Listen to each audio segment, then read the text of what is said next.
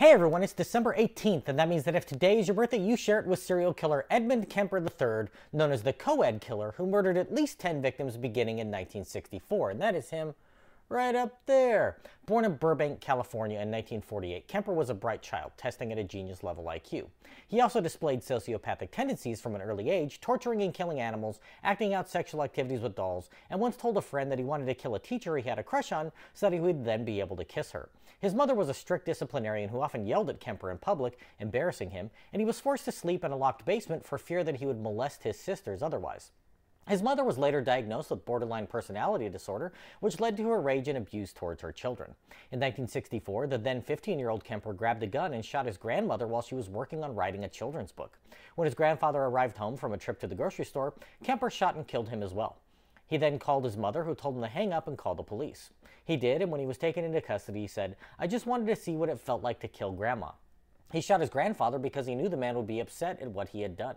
Kemper was sent to Atascadero State Hospital, where he endeared himself to a psychologist, becoming the man's assistant. He read the files on his fellow prisoners and used that knowledge to figure out what it was psychiatrists were looking for in order to be released. Kemper then convinced his psychologist that he was sane enough to be sent back to live with his mother in Santa Cruz and got authorities to seal his juvenile record. He had grown into a giant of a man at 6 feet 9 inches and over 300 pounds and found work for the Department of Transportation, moving out on his own. But he was far from reformed, and in 1972 began killing again. Kemper would pick up young women who were hitchhiking, take them to rural areas, and stab, shoot, or smother them. He then took their bodies back to his apartment, where he engaged in acts of necrophilia and dissected them. Their remains were dumped in the wilderness, except for the head of a 15-year-old girl that he buried in his mother's garden, saying she always wanted people to look up to her. He killed 6 young women and girls before finally killing his own mother with a pick hammer after an argument in 1973. Kemper then decapitated her, sexually abused her headless corpse, and used her head as a dartboard. He tried to run her vocal cords through his garbage disposal, but they backed up the sink. Kemper then invited over a friend of his mother, who he also killed, and then headed out, driving aimlessly to Colorado, waiting for his crimes to hit the news. When he didn't hear any reports, he called the police and confessed to being the killer.